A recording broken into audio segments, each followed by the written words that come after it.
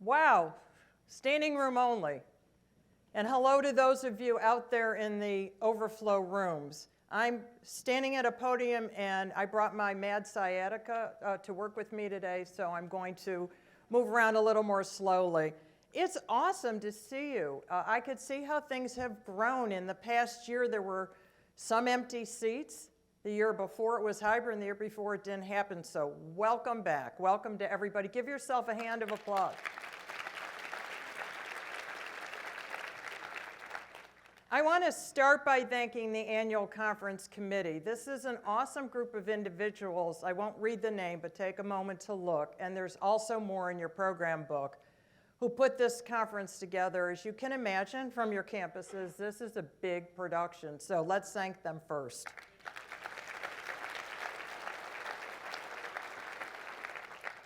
Last year when we were talking about the theme, learn, lead, let me get it in the right order, would help. Learn, lead, illuminate. We wanted to ask you as institutions what you perceive that might mean. So we're going to start with you speaking. We have some a cut from the video.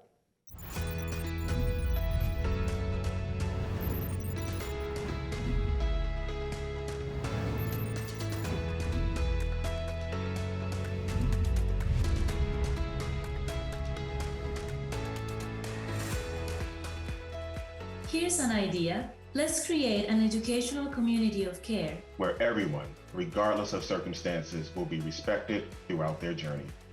Where I can learn with my hands, my head, and my heart. Our students are the teachers, innovators, healthcare professionals, artists, and leaders of tomorrow. It's up to us in our programs to give the students access to that environment so that when they show up, they feel prepared, adequate, confident. We value education, academic integration, innovative programs, and student-centered services. We've adapted through the decades of innovation and instruction, shaping the leaders and innovators of tomorrow. We have created innovative methods to bring our culture and community together by adapting our learning technology. We innovate to better serve our students.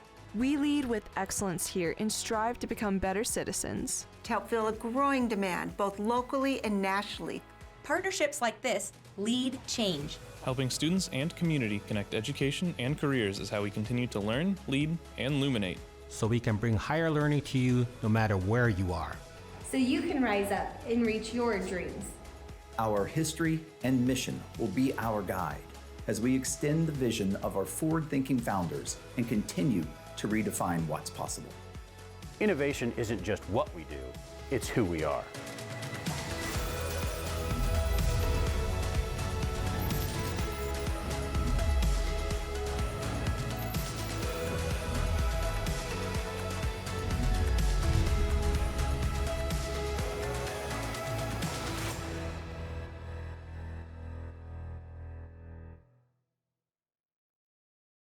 Everybody who submitted to that.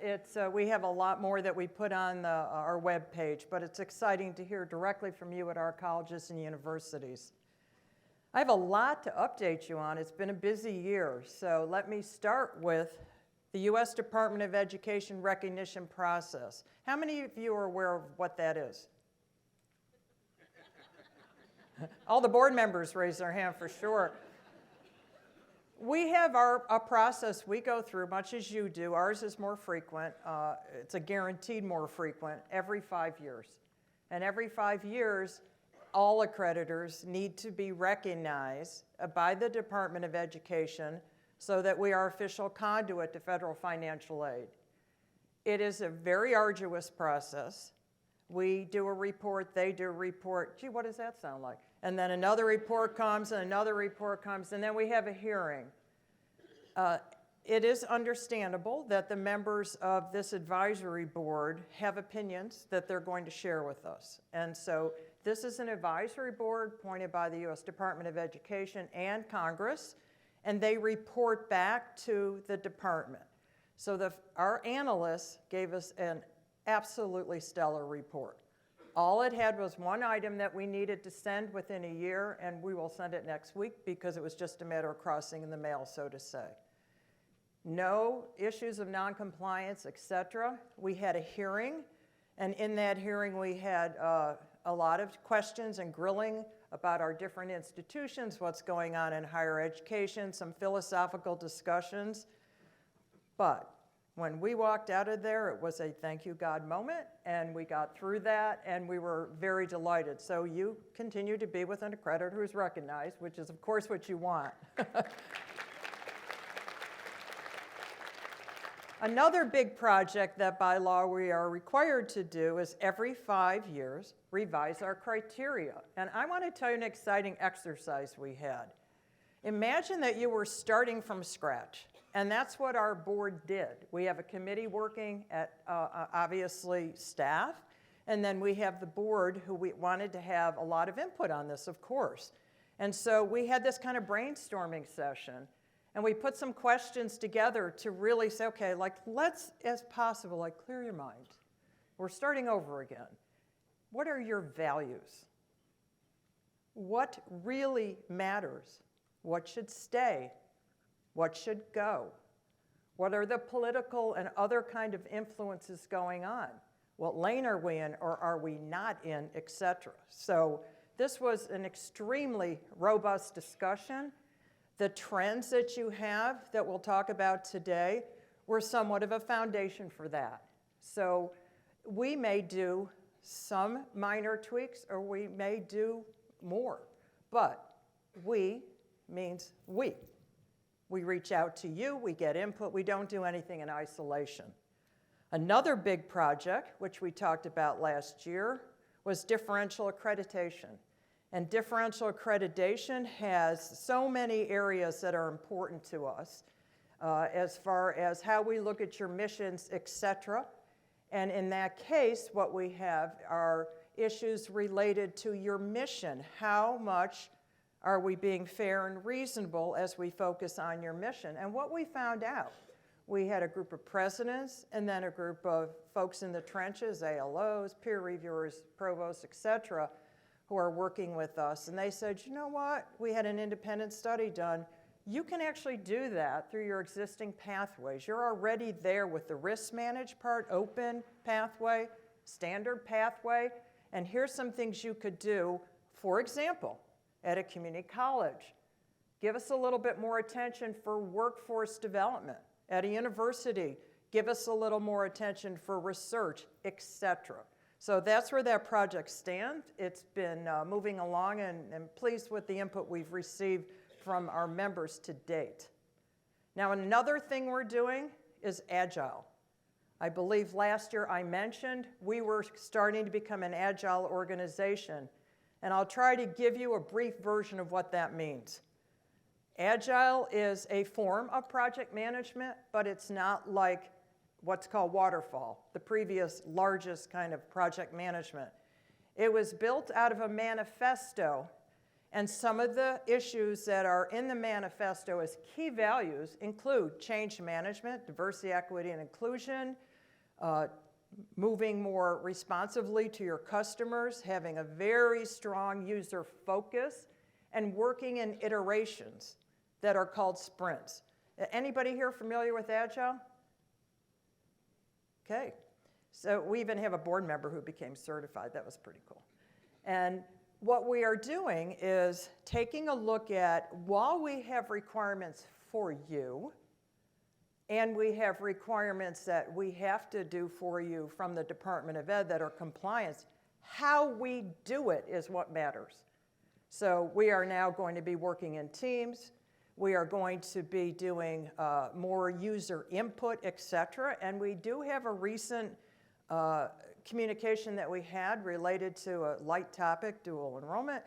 And we did it the Agile way, which is to say, hey, you know, we haven't even put this policy together yet. We're kind of thinking about it. What do you think? And the way Agile works is, and we got input, the way Agile works is that you try it, you get user input, and we stop or change before we then put out first and second reading. So the idea is that we're going to be more responsive. Yesterday when we met with the presidents, we had a forum I'll talk about a little later, and everybody said the biggest thing is we have to get to market, and some of your processes are a little arduous, and by the time that we get to market, it might be that the program or certificate we want to offer won't be as relevant. So we are working on that for you. I think that's important. I also want to talk about a feasibility study we did, which is big, on credentials. And I really am excited about this. We invested in a study to see what our role might be with credentials. It's not an either or, it's an and. Accreditation over here, and over here, some quality assurance for credentials. Not the individual programs. We are not prepared to do that, but the guidelines, the setup, how do you go about it? How do you work on this? Whether it's a certificate on its own for credit or not for credit, or it's something that goes into a stackable credential for a degree. It's with a third-party provider, or it's a third-party provider on their own who might be interested in a kind of consumer report endorsement.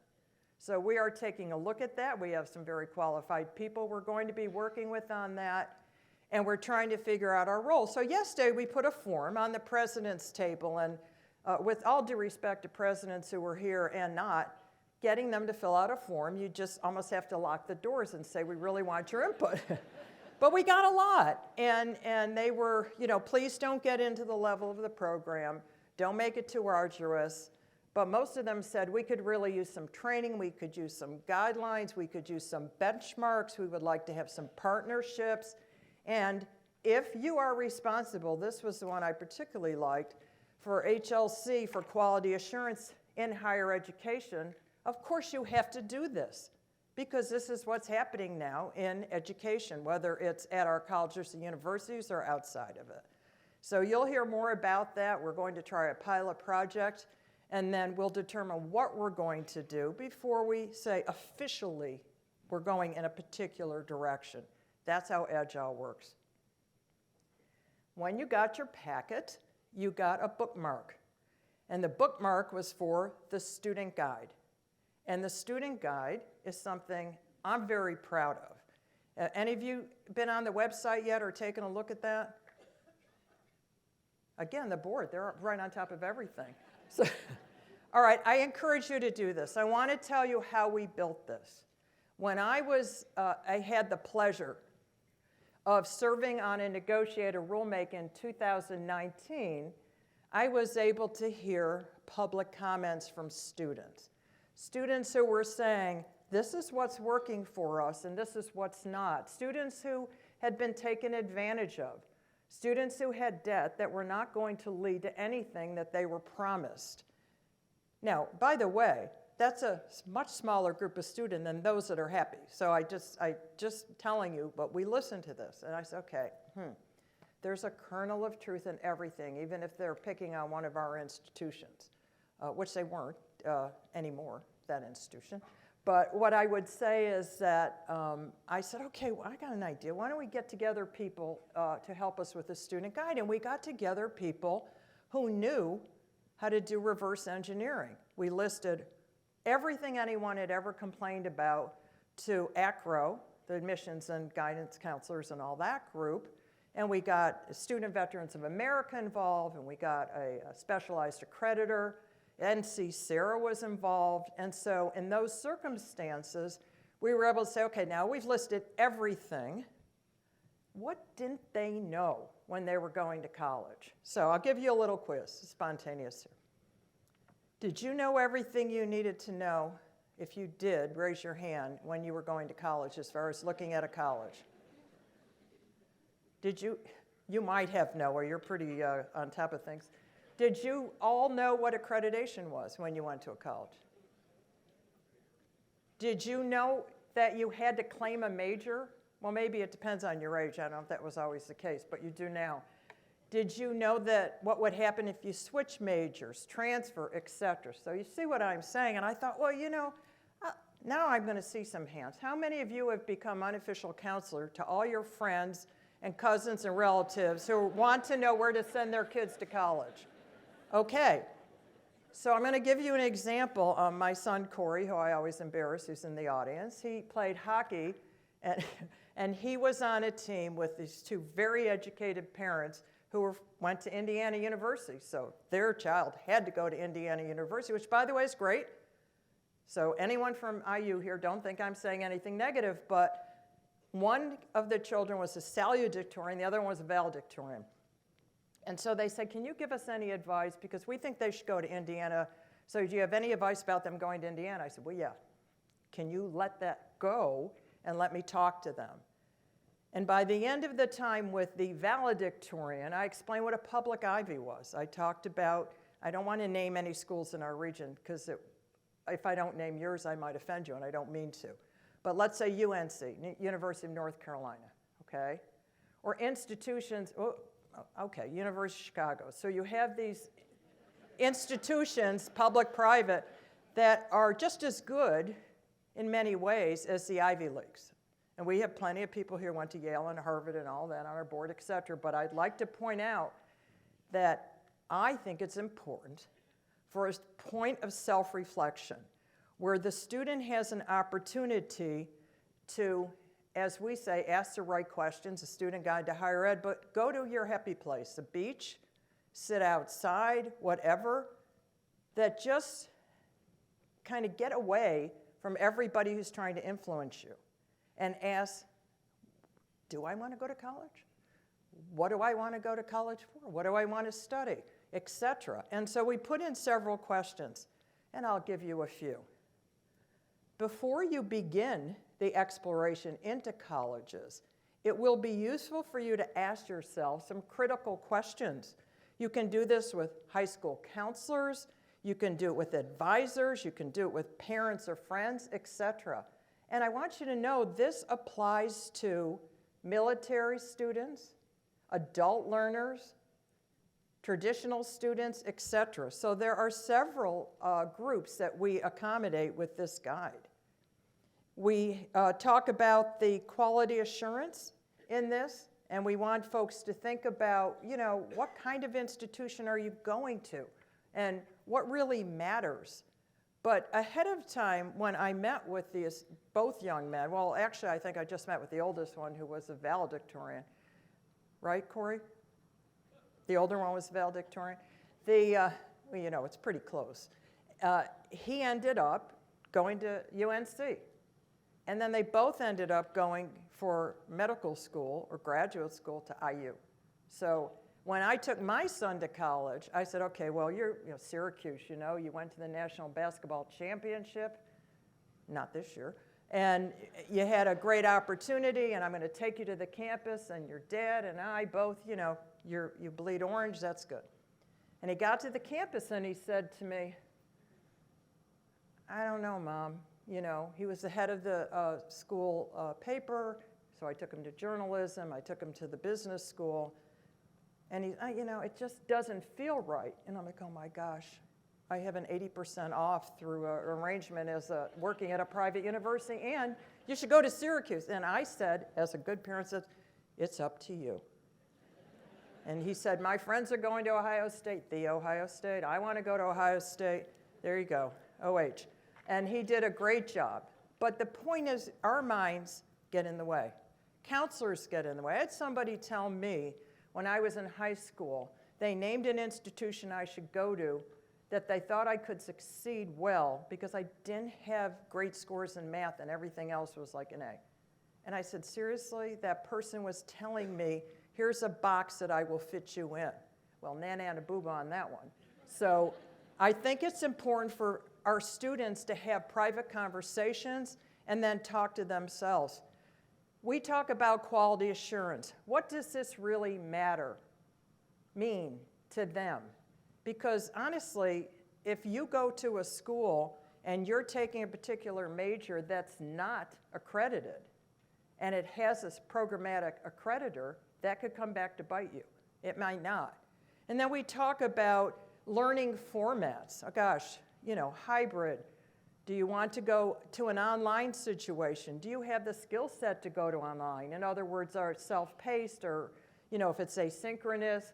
What are the barriers? What are your timeframes, et cetera? So we look at all of that, housing and transportation, life and support kind of issues. That's critically important. And now more than ever, our students need support. And so they should look into that. We also talk about such things as prior learning, and we talk about transfer of credit. Now that's a big one, because when the students go to these schools, all your schools and others, they're not quite sure about the transfer thing or what they might need for a master's, and it's heartbreaking when they find out that they've taken 30 credit hours, I'll make it up, and then the institution they wanted to go to won't take them, or they'll only take some of them, and that racks up their debt, they use up their Pell, et cetera. So we want them to ask the right questions. We talk about housing and transportation. You just get right down there to how are you going to, take care of yourself getting to school? What matters? How can you make that work? And so those kinds of things ended up in the guide.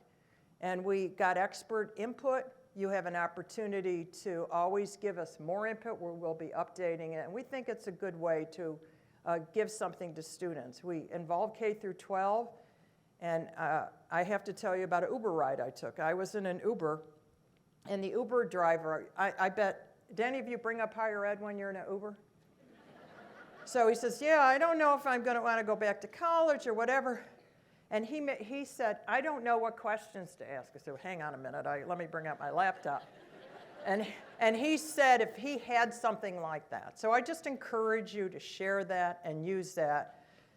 And here's an important part, buyers beware. We have that throughout the guide. For example, never sign any documents that you're not absolutely sure what you're signing. If somebody says you have to sign today, get the heck out of that office, because you don't want to be there. Think about, it's like a used car sale approach. Buy it now? No. And then the other kinds of things we talk about is how important their education is, and the cost of their education, and how it's critical that they find themselves in a situation where they realize it's a large investment and they take a good look at what they want. So the student guide, a big project. Education and training is we're so proud of what we've done with that. We've had some new workshops even at this conference. And some of the things that were accomplished were graduated the first cohort of the Student Success Academy, many of whom have gone on to receive local and national recognition for what they're doing with student success. Isn't that terrific? So we're very proud of that, and we are appreciative of the attendance. We also relaunched the Assurance Clinic, which is, for those of you who are new, you learned a lot yesterday, but we have some potential new members with us today, several. And it was a matter of looking at how you enter everything electronically, not by hand, and how you can get this information into the assurance system. So we gave everyone a chance to look at that. Then we moved on to a project where we developed a new workshop, and that was very important about collaboration on quality to support institutions just getting ready for a comprehensive evaluation. So there's a source that we provide to help you. We also had an opportunity to begin a project to refresh and expand our online resources so that you can have more information available. And then we finally returned to regional workshops. Yay for that, because everybody is happy to be back in person. In the circumstances that we are going through with all these updates, we also decided to work on our strategic plan extensively. And I want to talk about the different kinds of things in our strategic plan. Too much to say about everything, so I'm just going to give you some bullet points. Equity. We published a thought paper on equity and diversity, and we made that available to everybody. We presented equity work and consumer protection at our fall state agency meeting, and our board is taking a look at an equity statement, et cetera. So there's a lot going on in that area.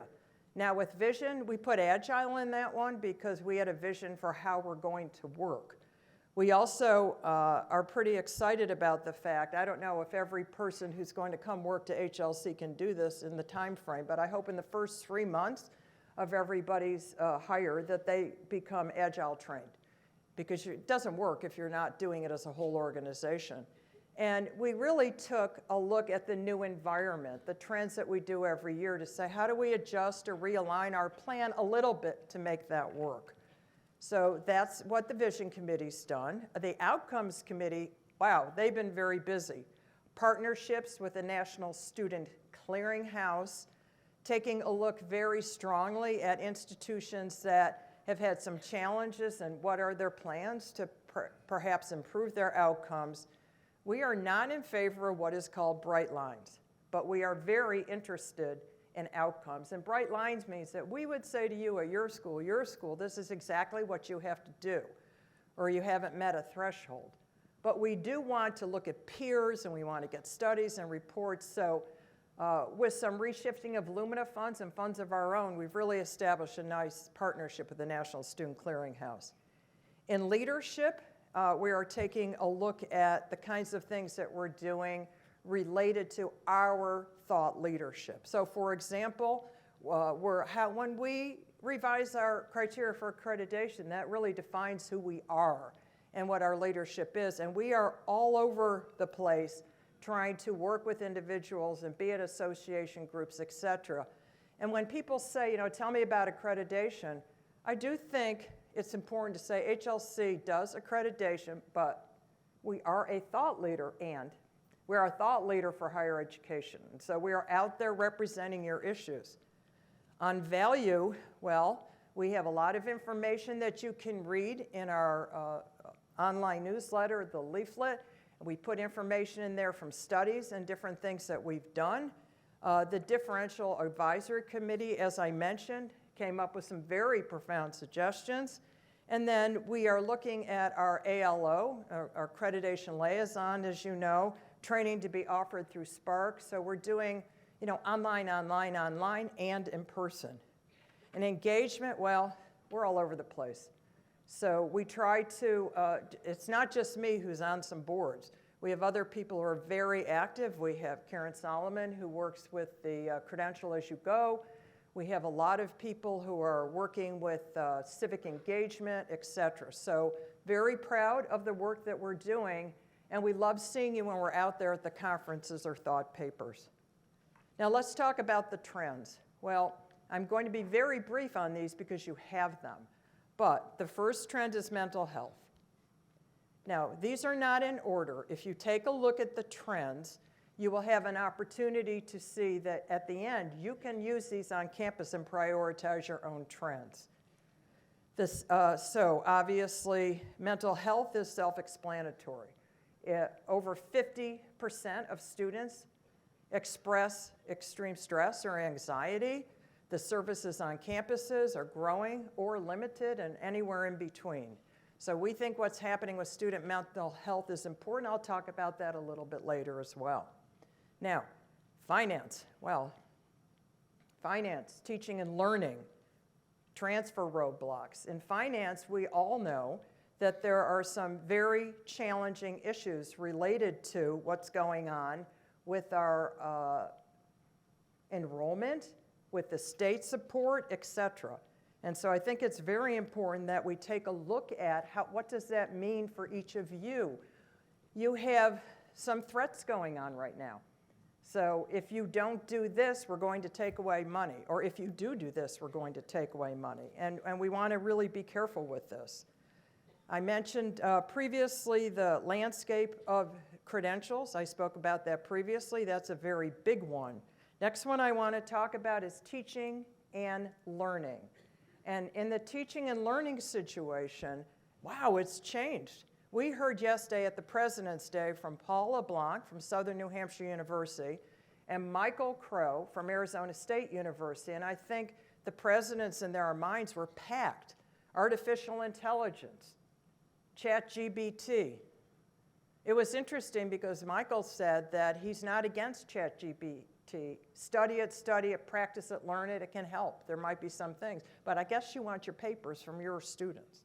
And it's been going on for a long time that they could buy online papers. So there's so much going on, and it's funny, I'll admit, I bought a Quest thing that you put on your head so I could get some software to download to meditate and just kind of chill. And Corey, come over sometime and help me set it up because I haven't yet. And if I don't, my kids are going to steal it, the grandkids, to play video games, or actually my oldest son. But the idea is that all I did was just put that on for a minute, and I'm like, wow. Now, they warned me because of my level of coordination not to be standing when I'm using it. But nevertheless, how many of you are looking at any of those things on your campuses? And it's a big investment. So folks, remember partnerships. You've got friends in here, the things that you can do together. So teaching and learning is changing dramatically. Next one is transfer roadblocks, and I spoke about that earlier. It's really, really difficult for a student when they don't feel part of they're not told. Or guess what? They don't understand. It doesn't matter if they're an adult, if they're 18 years old, 80 years old, 12, not 12, they'd have to be a genius, but any age. And the idea is that we have to take care of them.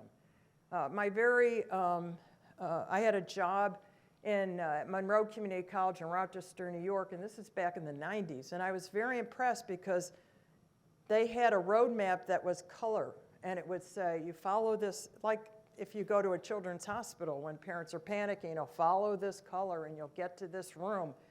And it basically said, if you do this and you do this and you do this, you are guaranteed you will get into this institution. I know since then everybody's doing that. There's a lot more, but there are some that are not.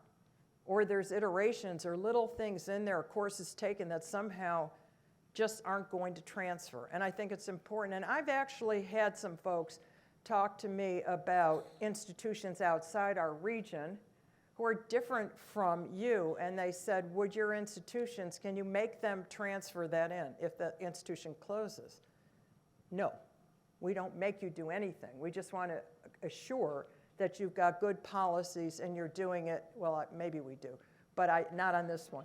I want to be clear about that, but an opportunity for you to learn and do your best on transfer. The next one after transfer roadblocks is leadership. And I talked about that. And some of you have done this, but I encourage all of you, if there's something you want us to get engaged in, let us know. And in some cases, it's not our lane. And that includes, we don't lobby to states.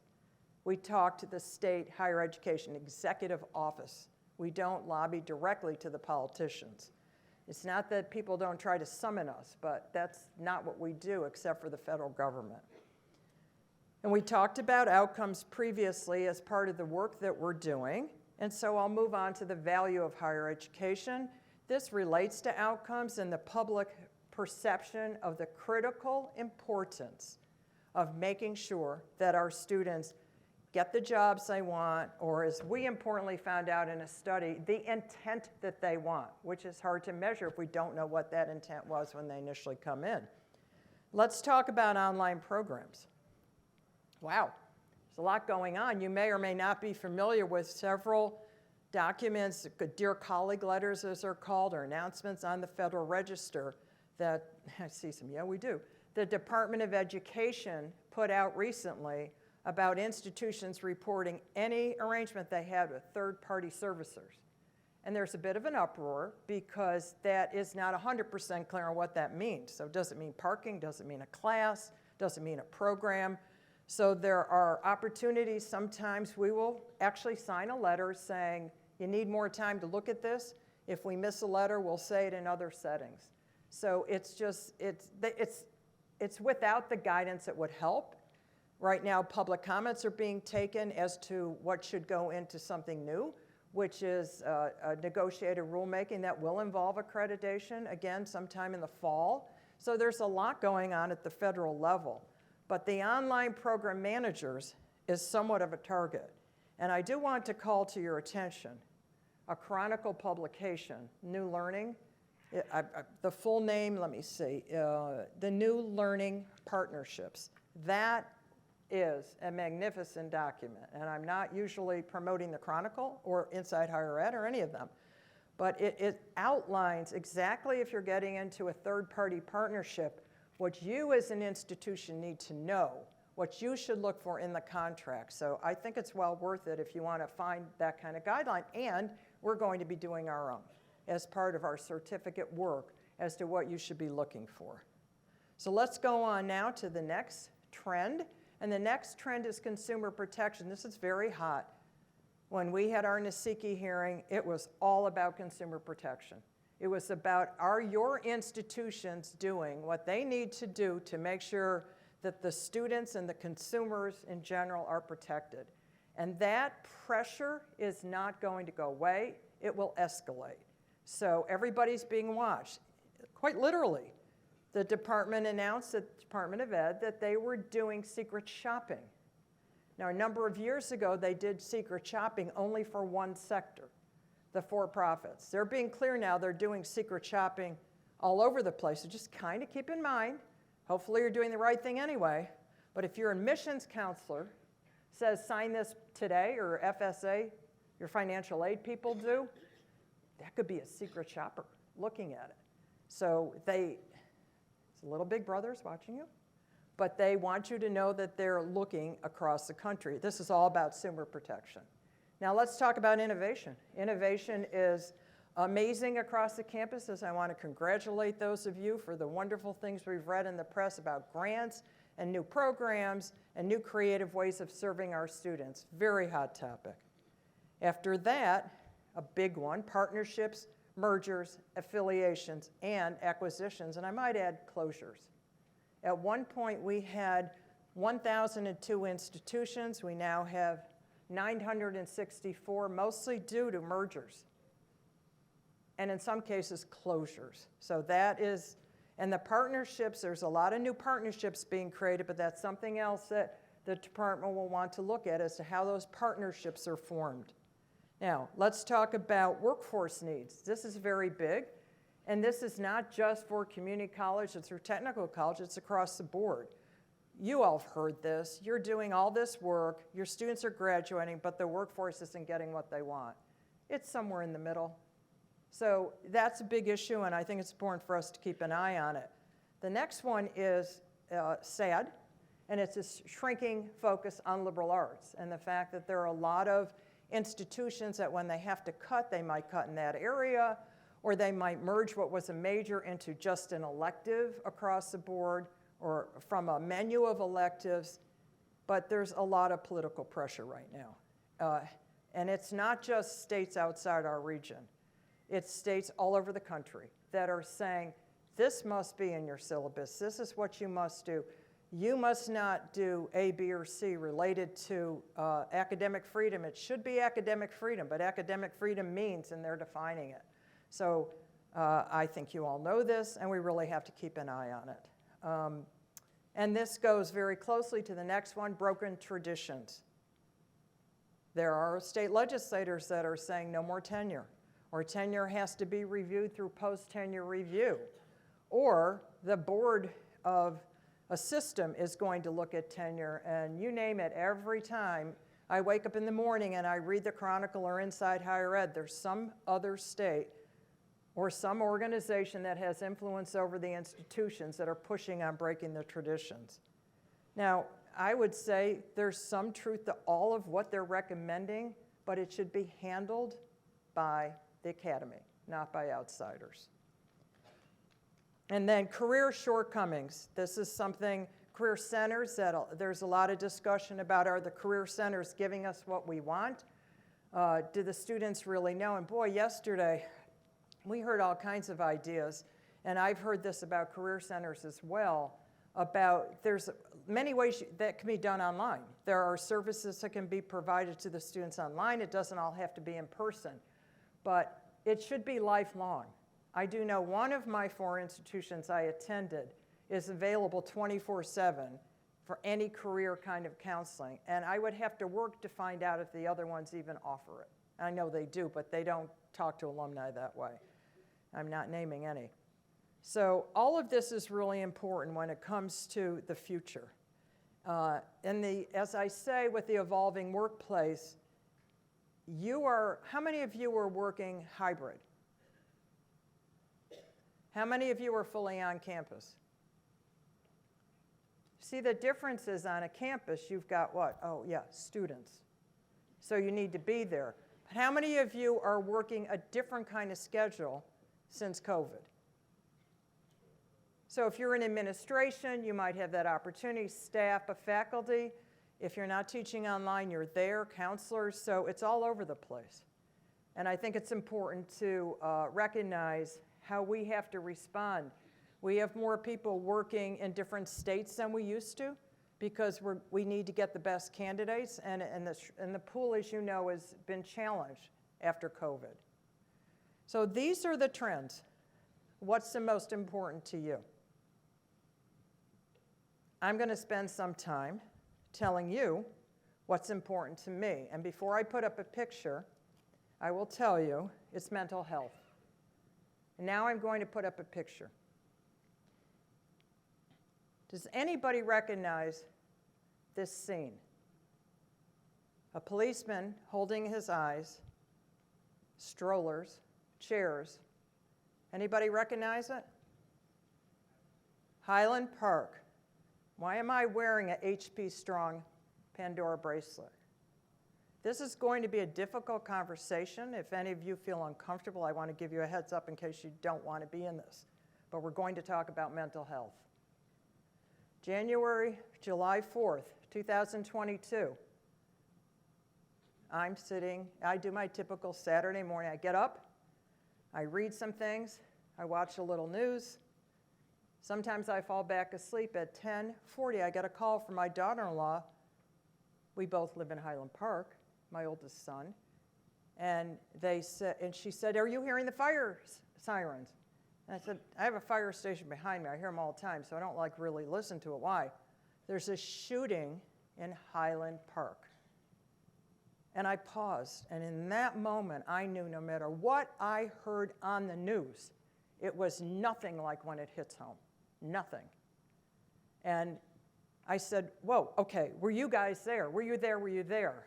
No, we don't go to that parade all the time because Harper, my granddaughter's birthday is July 4th, and she doesn't want to share it. And I went, "Thank you, Harper." She was away at camp, but nevertheless, they developed that pattern. And she said, "But Dylan," her older brother, who was 10 at the time, no, he was 11 by then. He was 11, and he has friends there. And we know people there. And I said, "I think I do too." And I said, "Okay, let's stay in touch. I'm looking forward," she was saying, "to having you come over. We're going to have our cookout, great family time. We'll talk about that later." I went, "Oh, gosh." So I got off the phone, and I immediately called friends of mine, who actually, one was a group of people that I work with in coaching, or had at that time. And I said, "Were you there?" "No, but my parents were." And I said, "Are they okay?" "Yes, they're okay." I said, "Thank you. What about George?" "George is out of town." So I covered that whole family. And then I contacted the parents, and I said, "Oh, I'm so sorry you were there. I hope you're okay." Well, let me tell you about their shooter here. They were here, right like at the end of this screen. Only for the grace of God was I able to talk to them. They had to get down. Who's trained for this? We might be trained with certain campus things, and we all know how that could work or not work. Lying down, the husband goes across the street to try to help because that's his nature. And as he crosses the street, he realizes he can't do anything. There are 7 people who have been killed on the spot, and I don't have to get into how, but it was with a bad kind of gun. And there's a little boy that's been paralyzed forever. His twin was there. He wasn't hurt. And then there's a set of parents among those 7. So I turned the news on, and it took until about, remember the calls at 10:40, it took about 11 where it starts making the news.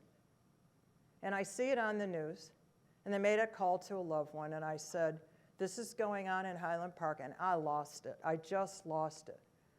It's not that I don't get tearful when I see what's going on in other places. But Highland Park is a nice suburb of Chicago. I'm living up here.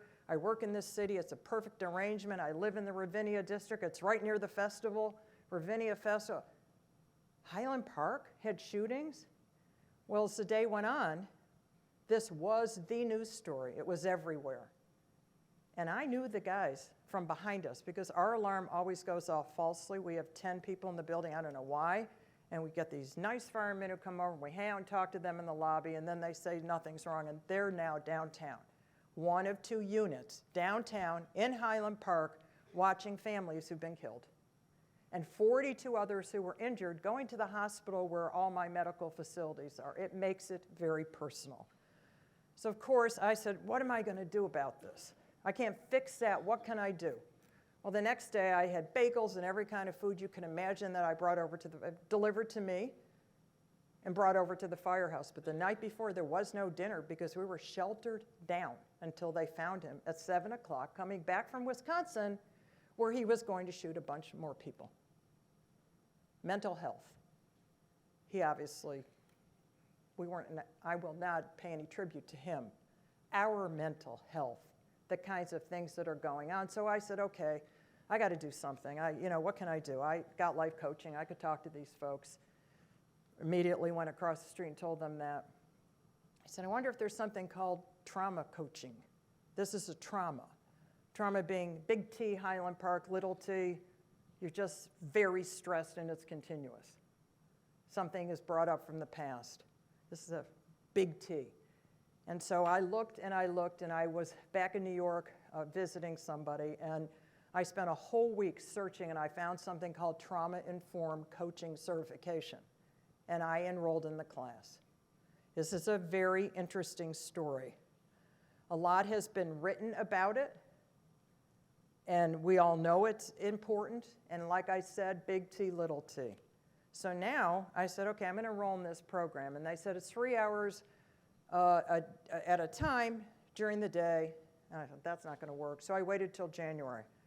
And trauma matters for leaders. It matters for a lot of people. And I want to tell you the story of my first class, okay?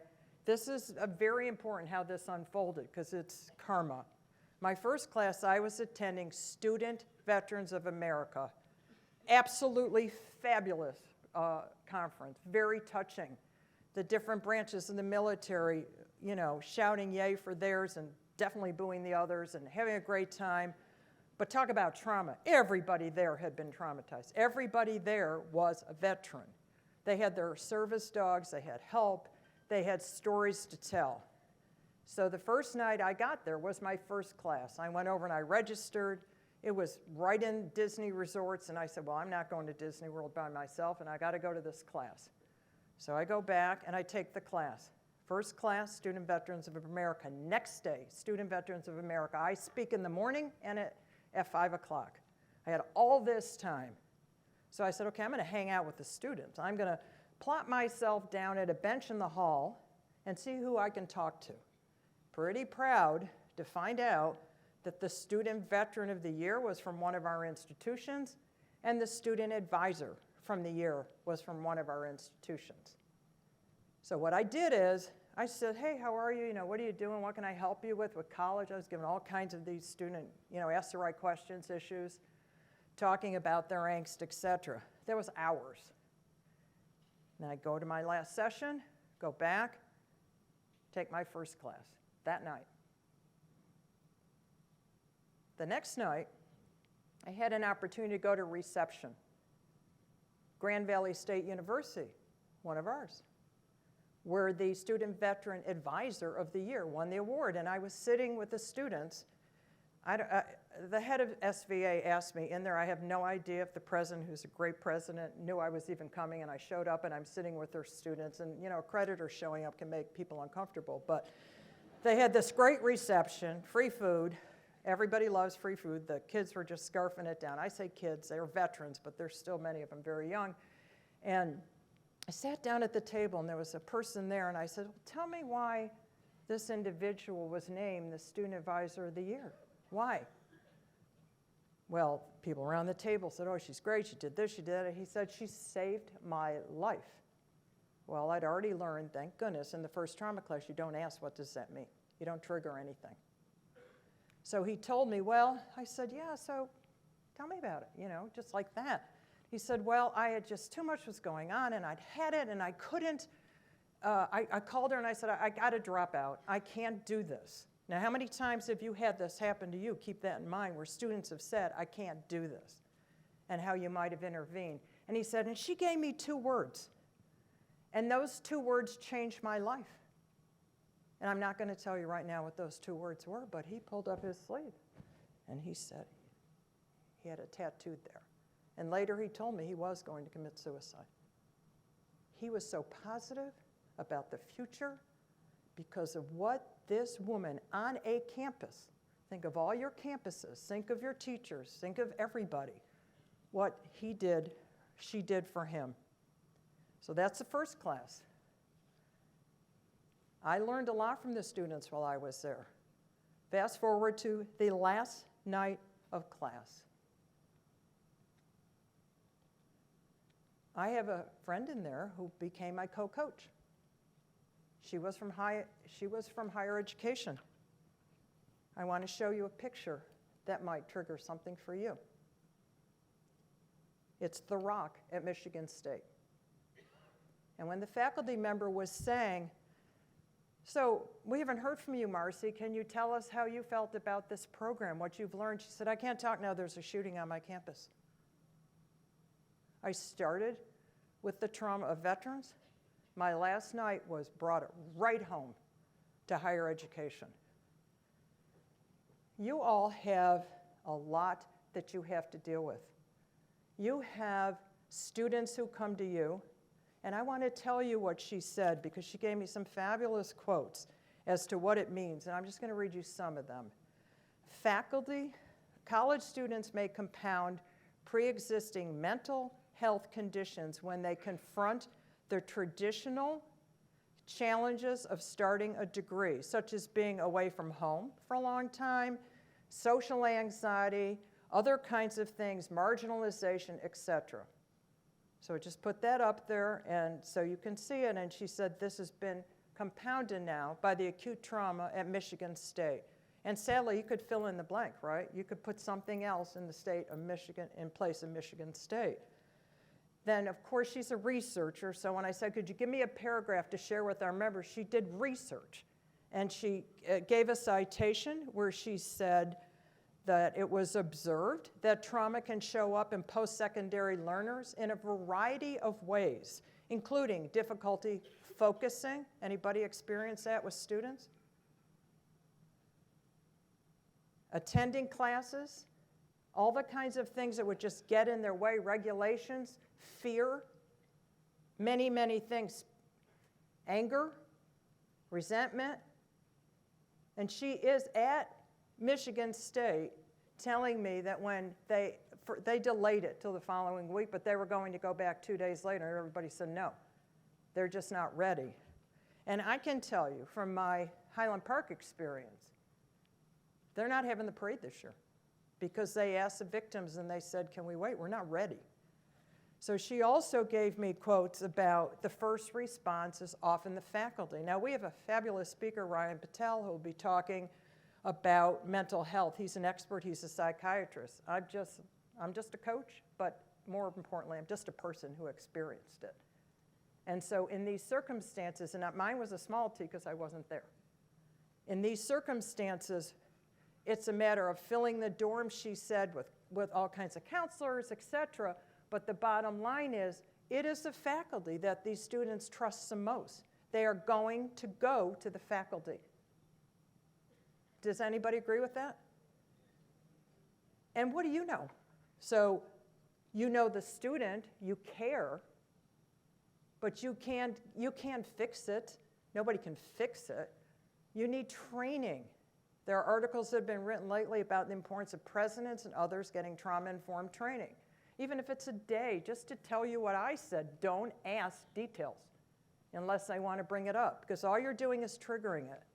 So under the circumstances, her faculty insight really said a lot. And so I looked at it as the collective whole. The collective whole is, what does mental health mean for you and your campuses? To me, that's the number one trend. It's very, very important. It's mounting. You can learn from those 2 words. And I'm going to tell you a story, and then we will show you, and I will tell you the 2 words.